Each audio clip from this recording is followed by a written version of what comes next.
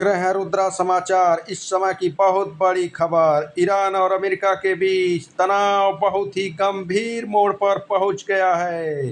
60 दिन का एमओयू खत्म हो चुका है और बातचीत से कोई भी समाधान नहीं निकला है। और अब तो अमेरिका के राष्ट्रपति डोनाल्ड ट्रंप ने ईरान को खुले तौर पर सरेंडर करने की बात की है। ट्रंप ने एक न्यूज से बातचीत में कहा है कि ईरान को अब सफेद झंडा फहरा देना चाहिए। साथ ही उन्होंने यह भी कभी स्पष्ट किया कि अमेरिका ईरान को तो कभी परमाणु हथियार बनाने की अनुमति नहीं देगा। और सबसे बड़ी बात यह है कि ट्रंप ने बैक चैनल से बातचीत की पुष्टि भी की है। यानी एक तरफ सार्वजनिक रूप से उन्होंने कड़ा बयान दिया है तो दूसरी तरफ पर्दे के पीछे से बातचीत का भी हल निकाला है। यही इस पूरे संकट में सबसे बड़ा तस्वीर है। लेकिन क्या सबसे बड़ा सवाल भी है, अगर बातचीत का रास्ता अभी से नहीं खुला तो फिर ईरान से सरेंडर करने की बात क्यों कही जा रही है। और अगर अमेरिका सचमुच बड़े सैन्य हमले की तैयारी कर रहा है तो दोनों पक्षों के बीच बातचीत क्यों चल रही है, इसे समझने के लिए पीछे चलना होगा। 17 जून को अमेरिका और ईरान के समझौते की तरफ लौटना होगा। उस एमओयू में दोनों पक्षों ने तत्काल और अस्थायी रूप से सैन्य कार्रवाई रोकने की बात की थी। साथ ही अंतिम समझौते के लिए 60 दिनों की समय सीमा तय की थी, जिसे उन दोनों की आपसी सहमति से बढ़ाया जा सकता था। समझौते में था स्ट्रेट ऑफ हार्मुज से जहाज़ों की आवाजाही और अमेरिका नाकाबंदी हटाने और ईरान के परमाणु कार्यक्रम से जुड़े मुद्दों पर आगे बातचीत का प्रावधान भी निकला था। लेकिन अब 60 दिन हो चुके हैं और कोई भी समाधान नहीं निकला। यहीं से युद्ध की कहानी अब खतरनाक मोड़ लेने वाली है। कई राइटर्स के मुताबिक ईरान ने 17 अगस्त को कहा कि बातचीत आगे नहीं बढ़ी है, वह पूरी तरह आक्रमण अपने सैन्य मुद्रा में है। दूसरी तरफ अमेरिका भी सीज फायर को आगे बढ़ाने से इनकार कर दिया है। दोनों देशों के बीच सबसे बड़ा विवाद वही स्ट्रेट ऑफ हॉर्मुज शामिल है। अब ट्रंप नए नए बयान दे रहे हैं, ईरान पर भी दबाव बनाने की कोशिश कर रहे हैं। ट्रंप कहते हैं कि ईरान सफ़ेद झंडा फहराए तो इसका सीधा राजनीतिक संदेश है कि वाशिंगटन तेहरान को बराबरी के स्तर पर बातचीत करने वाला पक्ष नहीं बल्कि दबाव में आया हुआ देश दिखाना चाहता है। और दूसरा संदेश है ट्रंप का परमाणु हथियार का। ट्रंप लगातार यह कह रहे हैं कि ईरान को परमाणु हथियार नहीं बनाने दिया जाएगा। 17 जून के एमओयू में भी परमाणु कार्यक्रम को अंतिम समझौते का प्रमुख हिस्सा बनाया गया था। इसलिए यह मुद्दा केवल बयानबाजी नहीं है बल्कि ईरान और अमेरिका के विवाद का एक बहुत ही बड़ा मुद्दा है। ईरान और अमेरिका इस समय बिल्कुल तनाव की स्थिति से गुजर रहे हैं। वहीं ट्रंप संदेश पे संदेश देने जा रहे हैं।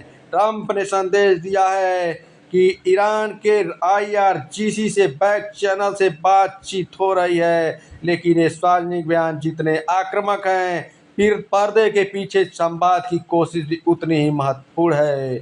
अब सवाल उठता है, क्या 60 दिन खत्म होने का मतलब युद्ध तुरंत शुरू हो जाएगा?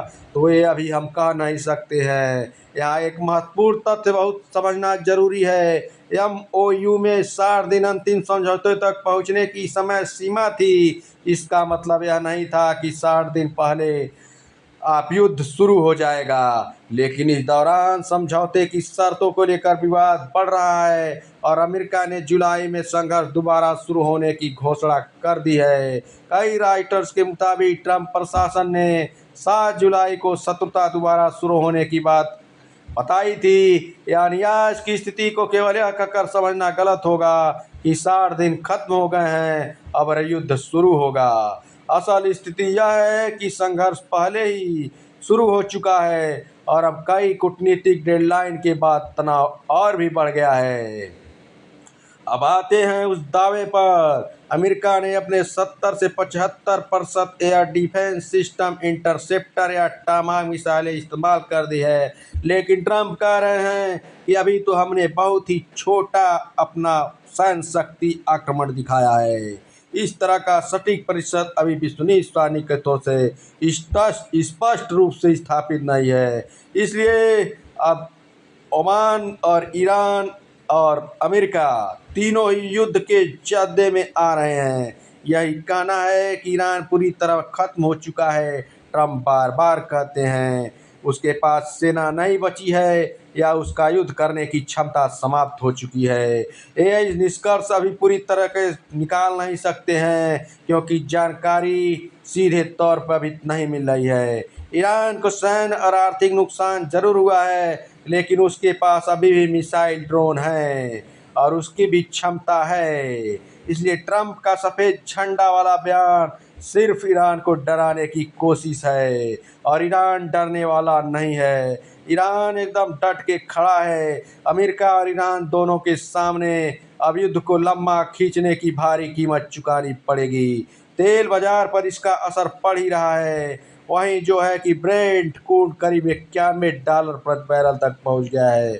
यह यहाँ सिर्फ ईरान और अमेरिका की लड़ाई नहीं है। जब तेल की कीमत बढ़ रही है तो दुनिया पर भी असर पड़ रहा है। अब सवाल है कि आगे क्या होगा। अब आगे तीन ही रास्ता दिखाई दे रहे हैं।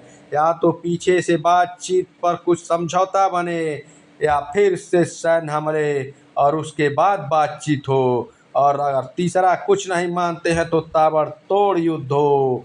अगर दोनों पक्ष अपनी शर्तों से पीछे नहीं हटते हैं तो संघर्ष होना तय है। ईरान कह रहा है कि अमेरिका अपने वादे पूरा करे। अमेरिका कह रहा है कि ईरान परमाणु हथियार की दिशा में आगे नहीं बढ़ सकता। दोनों के बीच अब तनी तना चालू है। इसलिए ट्रंप की सफ़ेद झंडे वाली धमकी को सिर्फ ईरान नज़रअंदाज ही नहीं कर रहा, उनका धोखा बता रहा है।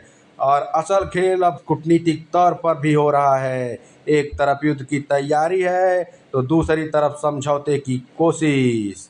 लेकिन अगर बातचीत अब पूरी तरह से टूटता है, हार्मुज का संकट बढ़ता है, तो दोनों पक्ष सैन्य विकल्पों को प्राथमिकता देते हैं, तो आने वाला चरण पहले से कहीं ज़्यादा खतरनाक होगा। फिलहाल दुनिया की नज़र वाशिंगटन और तेहरान पर है। क्या सफ़ेद झंडे की धमकी के बाद गोली चलेगी, मिसाइल दगेगी, या बंद दरवाज़ों के पीछे चल रही बातचीत कोई नया समझौता सामने लाएगी? क्योंकि इस वक्त सबसे बड़ी लड़ाई सिर्फ मिसाइलों से नहीं बल्कि दबाव, समय और कूटनीति से भी होती है।